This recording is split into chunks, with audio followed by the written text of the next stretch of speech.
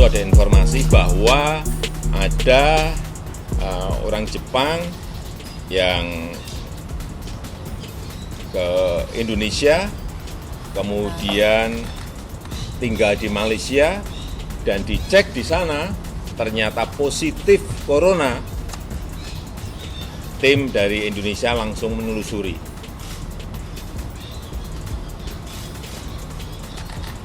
Orang Jepang ini ke Indonesia bertamu ke siapa, bertemu dengan siapa, ditelusuri dan ketemu. Sudah ditemukan, ternyata orang yang telah terkena virus corona ini berhubungan dengan 2 orang. Seorang ibu yang umurnya 64 tahun dan putrinya yang berumur 31 tahun.